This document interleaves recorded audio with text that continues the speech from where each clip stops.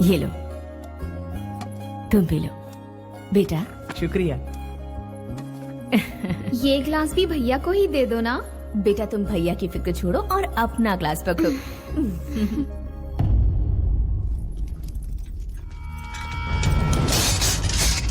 लगता है कहीं पर कोई बड़ा हादसा हुआ है।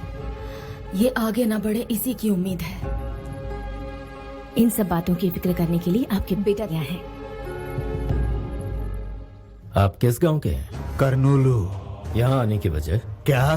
सर, ये लोग मेरे घर लड़के देखने के लिए आए। रुको, ये पंचायत क्यों बुलाई गई और हमसे इतनी तहकीकात क्यों हो रही है? मुझे किसी भी सवाल का जवाब नहीं देना है। मेरे गांव में मेरी हैसियत क्या है जानते हो?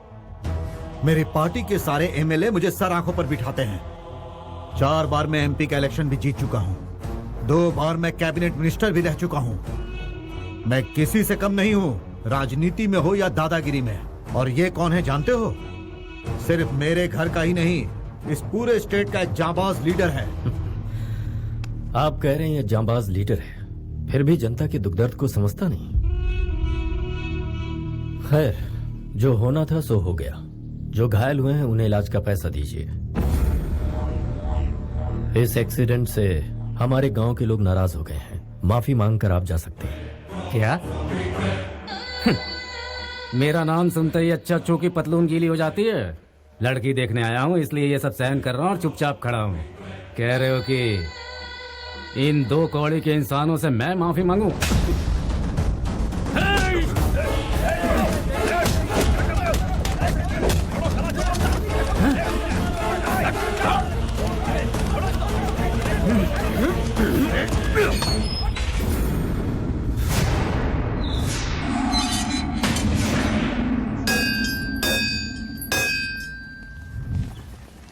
नमस्ते मैडम। नमस्ते मैडम। नमस्ते। ये कॉलेज एक खास मकसद से बनाया गया है। हमें ख्याल रखना है कि बच्चों को अच्छी से अच्छी शिक्षा दें। इस बार के रिजल्ट में और इम्प्रूवमेंट होनी चाहिए। Okay ma'am. इसके लिए जो जरूरी हो वो कीजिए। ठीक है मैम। आओ बेटा। नमस्ते नमस्ते। अच्छा मैं चाहती हूँ।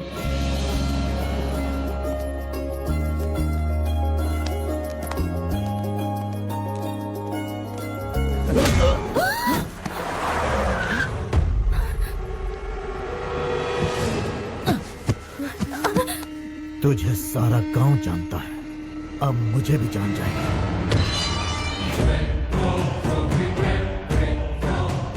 मालिक आपका इंतजार कर रहे हैं। आपकी बेल हो गई है।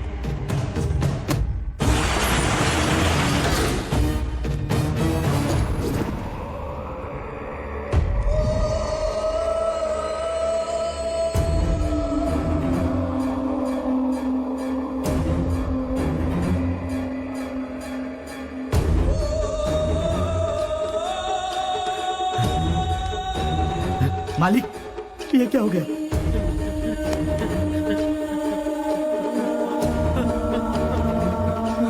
भाई भाई, किसने किया? रानी और उसके बेटे को हम लोगों ने किडनैप किया और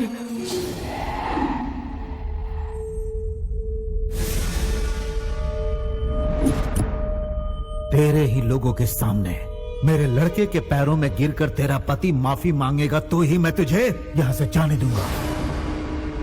हमारी बेइज्जती करता है वो।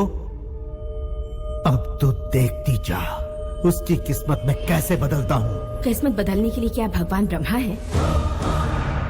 आप इस गांव के बड़े हैं तो वो उस गांव के बड़े हैं।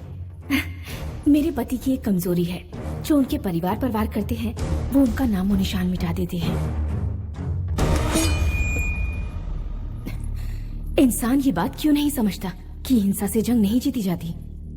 जो इंसान आंसुओं से पिघलता है वो तलवार से नहीं डरता। शेर के सामने गीदड़ों की कभी औकात न थी और न कभी होगी। वो हमेशा जंगल का राजा रहता है। तुमसे वो नहीं डरेगा, नामुमकिन है।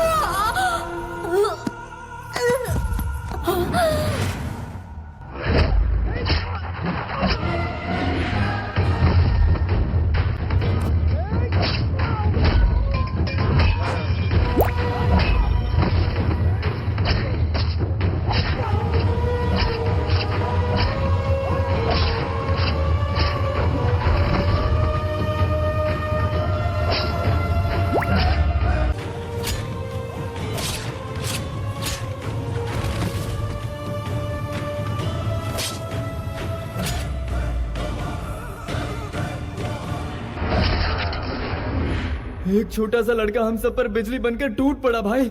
वो देखते ही देखते सबकी लाश बिछाकर चला गया। छोटे मालिक, शायद आपके पिताजी इस दुनिया में नहीं रहे। गर्दन कट गई, जिंदा रहेंगे क्या? आंतड़ियां कट गई, जिंदा रहेंगे क्या? भाई अब यहाँ रहना मुश्किल हो गया है। जान प्यारी है तो यहाँ से भागना पड़ेगा।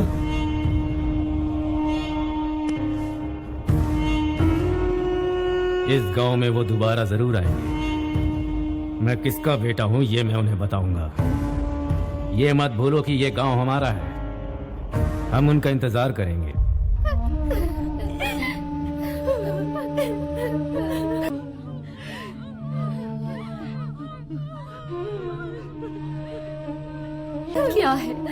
क्या है ये बेटा? हम किस दिशा में जा रहे हैं? आवाम की फिक्र है पर तुम्हें परिवार की फिक्र नहीं। तुम्हारे दादा, तुम्हारे पिता, तुम्हारे भैया और आज तुम्हारी पत्नी। कितनी लाशों का बोझ उठाएगा ये घर? तुम्हारा अपना बेटा, तुम्हारा अपना खून भी आज खौफनाक खून की होली खेल कर आया है।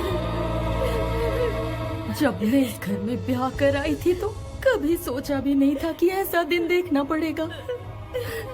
अब तुम अपने बेटे को देखो, इतनी छोटी उम्र में तुम्हारे रास्ते पर चलकर लाशें बिछा दी इसने। एक सवाल खाया जा रहा है मुझे, क्या हम इसे सही भविष्य दे रहे हैं? भगवान के लिए इसे मौत के तांडव से दूर भेज दो। माँ जी, ये लड़का आज आपके सामने एक सवाल है, लेकिन मुझे इंसाफ का देवता लग रहा है। हर मुसीबत का सामना करने वाला एक शेर इस घर में पैदा हुआ है। अभी तक इस घर में लीडर पैदा हुए हैं, रूलर पैदा हुए हैं, लेकिन फर्स्ट टाइम इतिहास को रचने वाला पैदा हुआ है और वो है ये लेजेंड। इसने जो राह चुनी है ये उसी राह पे चलेगा।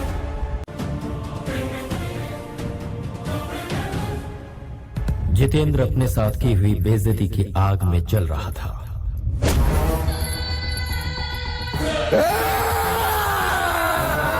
वक्त गुजरने के साथ बदले की आग भड़कती गई। विशाखापट्टनम की सड़कों पर खून की होली का खेल शुरू हो गया। मेरी बात सुनिए, आपका जमाई हदें पार कर रहा है, कोई नियम नहीं मान रहा। हम ये बर्दाश्त नहीं करेंगे, समझा दीजिए उसे। मुझे लगता है उस दिन आपसे गलती हो गई। जितेंद्र ने अपने ससुर जी को हमेशा के लिए खामोश कर दिया। ये पता चलते ही राजा जी को अपने परिवार वालों की चिंता सताने लगी और उन्होंने सभी लोगों को लंदन भेज दिया।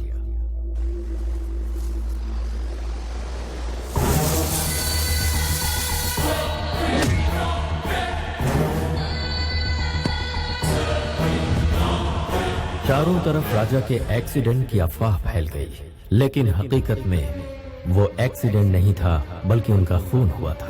राजा के परिवार वालों ने फैसला कर लिया कि हम दोबारा इंडिया नहीं आएंगे। बदले की भावना में जीने वाले जितेंद्र को राजकीय सपोर्ट भी मिलने लगा। जितेंद्र के एक इशारे पर विशाखापट्टनम खून से लाल होने लगा।